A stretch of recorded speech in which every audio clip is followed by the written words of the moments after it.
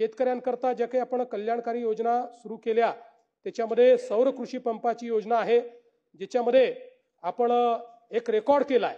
म्हणजे देशामध्ये या योजनेच्या अंतर्गत संपूर्ण देशाने गेल्या एका वर्षामध्ये 50,000 पंप लावले आणि एकट्या महाराष्ट्राने 2.5 लाख पंप लावलेले आहेत। आता आपण या ठिकाणी मोठ्या प्रमाणात 10 लाख पंप लावण्याचा आपला प्रयत्न चालू आहे। आता काही सदस्यांनी अडचणी देखील सांगितल्या, त्यावर आम्ही मात केली आहे। पहिल्यांदा तर कोल्हापूर जिल्ह्यातले काही माझ्याकडे आमचे सदस्य आले होते, त्यांनी सांगितलं की नदीकाठी आमचा आहे पूर त्या ठिकाणी येतो, त्याच्यावर आता आपण व्यवस्था उभी केली आहे। केवळ 20,000 रुपये अधिकचा खर्च केला तर मोनोपोलवर आपल्याला ते उभारता येतं आणि कुठली अडचण न येता त्या ठिकाणी आपल्याला करता येतं। ज्या ठिकाणी मल्टिपल शेतकरी आहेत त्या ठिकाणी त्यांना एकत्रित करून आपल्याला बूस्टर त्याला लावून देता येतं। त्याच्यामुळे दूर शेती असेल तर तिथपर्यंत देखील आपल्याला पाणी नेता येतं। जिथे पाणी पातळी खाली गेलेली आहे त्या ठिकाणी 7.5च्या ऐवजी 10 HP पर्यंत आम्ही आता देण्याचं मान्य केलेलं आहे। पण टाळ्या वाजवण्याच्या आधी त्यातली अट समजून घ्या, 7.5 HP पर्यंत पूर्ण सबसिडी मिळेल।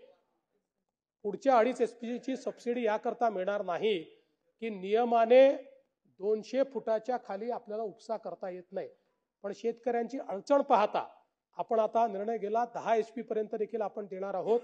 त्यामुळे उरलेल्या 2.5 HP चे पैसे हे भरावे लागतील, कारण नाहीतर आपण अतिरिक्त पाणी उपसाला इन्सेंटिव्हाइज करतो अशा प्रकारचा त्याचा प्रयत्न असेल। त्यामुळे आता याही व्यतिरिक्त जर काही प्रश्न आले तर तेही प्रश्न आपण निश्चितपणे या ठिकाणी निकाली काढू। याच सोबत एक अजून महत्त्वाचा मुद्दा मांडण्यात आला, तो म्हणजे मुख्यमंत्री बळीराजा मोफत वीज योजना तर चालू राहणार आहे। सौर कृषी वाहिनीचं मी सांगितलेलं आहे ते देखील या ठिकाणी चालू राहणार आहे। RDSSच्या संदर्भात मोठ्या प्रमाणात आता आपण कामं सुरू केलेली आहेत आणि विशेषतः कालच मी एक बैठक घेतली आणि 2030 साली आपली मागणी ही प्रचंड वाढणार आहे। त्यानुसार आपण मोठ्या प्रमाणात विजेची निर्मिती आणि वीज विकत घेण्याचे करार देखील केलेले आहेत, पण त्याचं वहन करण्याकरता कॉरिडॉर्सची गरज आहे आणि म्हणून आपण या ठिकाणी मोठ्या प्रमाणात कॉरिडॉरची निर्मिती सुरू केलेली आहे। त्याचा पाठपुरावा आपण करतो आणि पूर्णपणे फ्युचर रेडी कॉरिडॉर अशा प्रकारची एक व्यवस्था आपण उभी केलेली आहे। भविष्यात लागणारी कॅपॅसिटीमध्ये गुंतवणूक करण्याकरता आपण रिसोर्स ॲडिक्वसी प्लॅन तयार केला 2035 पर्यंतचा। त्या प्लॅनला मान्यता दिली, त्याच्याकरता लागणारे रिसोर्सेस याचं टायअप आपण केलं आणि त्याचं काम देखील आपण सुरू केलेलं आहे। त्यामुळे आता वीज आहे पण वहन करण्याची क्षमता नाही अशा प्रकारची आपल्याला परिस्थिती कुठेही पाहायला मिळणार नाही। आता या ठिकाणी आपण जर बघितलं तर एक मुद्दा आला, मला वाटतं आमच्या सुनील प्रभूंनी मांडला आणि त्यांनी सांगितलं की तुम्ही अडाणींना कुठलीही परवानगी न घेता त्या ठिकाणी सौर आणि हे जे काही आपलं थर्मल असतं याचं बंडलिंग करण्याच्या संदर्भात बेकायदेशीर अशा प्रकारचा एक कॉन्ट्रॅक्ट दिला। पहिल्यांदा तर आपण हे लक्षात घेतलं पाहिजे की सेंट्रल इलेक्ट्रिक अथॉरिटीने हे सांगितलं की सर्व वितरण कंपन्यांना त्या ठिकाणी 2033-34 पर्यंतच्या उच्चतम मागणीचा अंदाज घेऊन आणि केंद्रीय विद्युत प्राधिकरणाच्या निर्देशानुसार दरवर्षी संसाधन पर्याप्तीचा अभ्यास करणे, त्यानुसार वीज ग्राहकांना अखंडित व सुरळीत वीज पुरवठा करण्यासाठी आवश्यक असलेल्या वाढीव विजेचे नियोजन करणे या संदर्भातली कारवाई करायला सांगितली। केंद्रीय विद्युत प्राधिकरणाने नवीनतम संसाधन पर्याप्तता अभ्यास अहवालानुसार जे काही महावितरणला सूचना दिल्या त्यानुसार महावितरणने 6,748 मेगावॅट कोळशावर आणि 8,966 मेगावॅट सौर ऊर्जा अशी अधिकची वीज खरेदी करण्याचं ठरवलं। आता हे जे बंडलिंग आपण करतो सौर आणि कोळशाचं, याच्या पाठीमागचा उद्देश काय आहे तर आपल्याला पुढचे 25 वर्ष एका रेटनी वीज मिळाली पाहिजे। केंद्र सरकारने खूप चांगली व्यवस्था उभी केली, कारण सौर ऊर्जा जी असते त्याचं दर वाढत नाही, उलट डेप्रिसिएशन आपल्याला प्राप्त होतं। आणि कोळशाची जी वीज आहे, कोळशाचे दर वाढतात, मेंटेनन्सचे दर वाढतात, त्याच्यामुळे त्याच्यामध्ये वाढ होतच असते. आणि म्हणून पुढच्या काळामध्ये स्वस्त वीज मिळावी आणि 25 वर्ष एकाच दराने वीज मिळावी म्हणून कोळशाची वीज आणि सौर ऊर्जा याचं बंडलिंग करण्याच्या संदर्भात एक चांगली योजना आणली. या योजनेच्या अंतर्गत त्यांनी प्रक्रिया पण सांगितली. काय प्रक्रिया सांगितली? त्यांनी सांगितलं की टॅरिफ बेस्ड TBCB अशा पद्धतीने आपल्याला ते करायचं आहे. टॅरिफ बेस्ड बिडिंग प्रोसेस आपल्याला करायची आहे. आणि त्यानुसार म्हणजे काय तर जे वीज प्रोव्हायडर्स आहेत त्यांनी रेट कोट करायचा. आपण दुसरं कुठलंही टेंडर काढायचं नाही, आपण संयंत्र लावायचं नाहीये, आपण त्या ठिकाणी जागा द्यायची नाहीये. आपण टॅरिफ बेस्ड अशा प्रकारचं त्या ठिकाणी टेंडर काढायचं. त्यामुळे केंद्र सरकारच्या निर्देशानुसार आपण TBCB पद्धतीनं या ठिकाणी या निविदा काढल्या. या निविदा भारत सरकारच्या पोर्टलवर आपण काढल्या आणि त्यानंतर सर्व प्रकारच्या राष्ट्रीय वृत्तपत्रात आपण प्रकाशित केल्या. महावितरणने सदर निविदा प्रक्रियेस वीज नियामक मंडळ जे आहे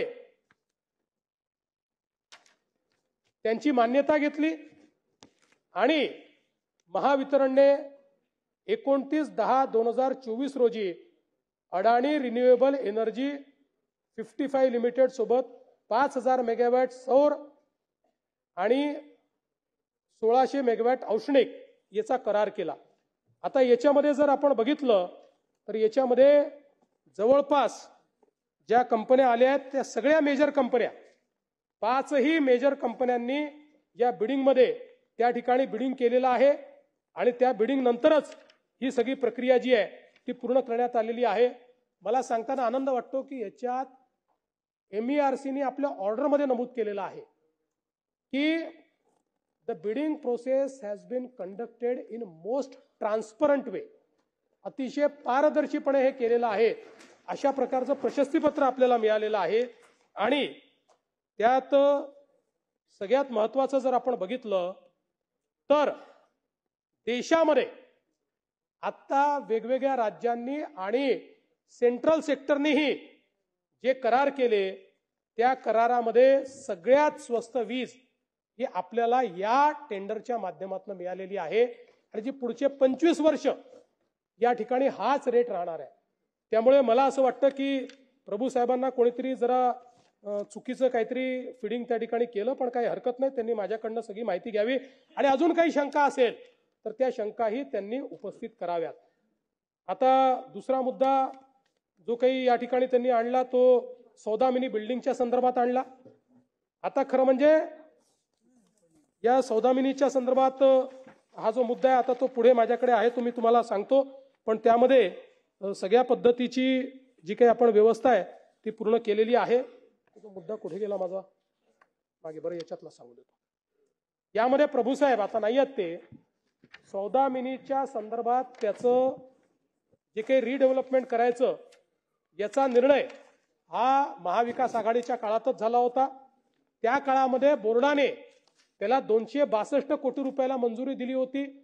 परंतु त्याच्यावर आपण राऊत साहेबात आपल्याला माहिती आहे त्याच्यावर आपण कन्सल्टंट बसवला आणि कन्सल्टंटने त्या ठिकाणी आपल्याला नव्याने त्याचा आराखडा तयार करून दिला आणि जवळपास 28/4/2022 तो झाला होता. नव्याने आराखडा आपल्यासमोर त्यांनी तो तयार करून दिला आणि त्यामुळे 262 कोटीच्या ऐवजी 162 कोटीचाच तो आता आराखडा झालेला आहे. 100 कोटी वाचले आहेत आणि अजून टेंडरच प्रोसेसमध्ये, अजून काही टेंडरची प्रोसेसच पूर्ण झालेली नाही. त्यामुळे प्रभू साहेबांना कोण हे घोटाळे देत आहे त्यांची तपासणी प्रभू साहेबांनी करावी आणि त्याच्यानंतर अशा प्रकारच्या गोष्टी त्यांनी या ठिकाणी मागाव्यात.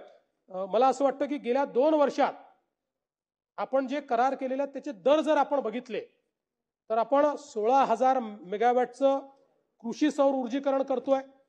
आज आपल्याला कल्पना असेल की आपली दादा लँडेड कॉस्ट जी आहे 8 रुपये प्रति युनिट आहे.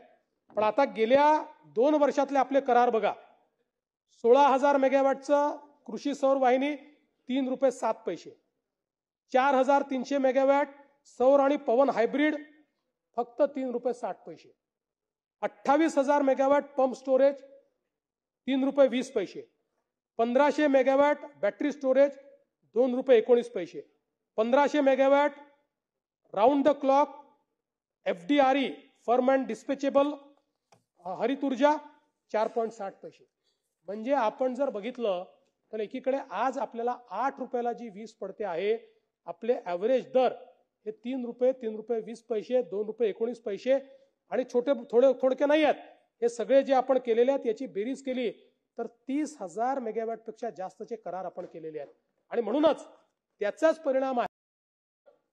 पुढच्या 5 वर्षाचं टेरिफ पिटिशन दाखल केलं जे मंजुरीला गेलाय आणि दरवर्षी पहिल्यांदा देशाच्या इतिहासात महाराष्ट्र विजेचे दर कमी करणार आहे. 5व्या वर्षात कमी करणार आहे.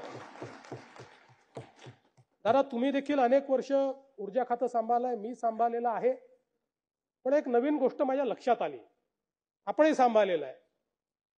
महाराष्ट्र एकमेव राज्य आहे की ज्या राज्यामध्ये 100 युनिटच्या खाली वापर करणारे 70% लोक आहेत.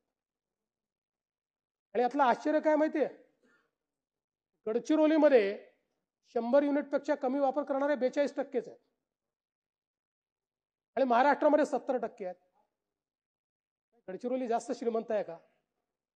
मुळामध्ये आता याच्यावर फोकस करण्याची आवश्यकता आहे. आपल्याकडे वर्षानुवर्ष 2-2, 3-3 मीटर लावून टाकायचे आणि आपली युनिटची संख्या वाढू द्यायची नाही. ॲव्हरेज देशामध्ये जर आपण बघितलं तर महाराष्ट्र तर देशामधलं एक तुलनेनं म्हणजे श्रीमंत नाही म्हणतात पण तुलनेनं बरं राज्य आहे. देशामध्ये आपण जर बघितलं तर वेगवेगळ्या राज्याचं मी बघत होतो, 100 युनिटच्या आतले कुठे 50% आहे, कुठे 40% आहे आणि महाराष्ट्रात 70% आहे.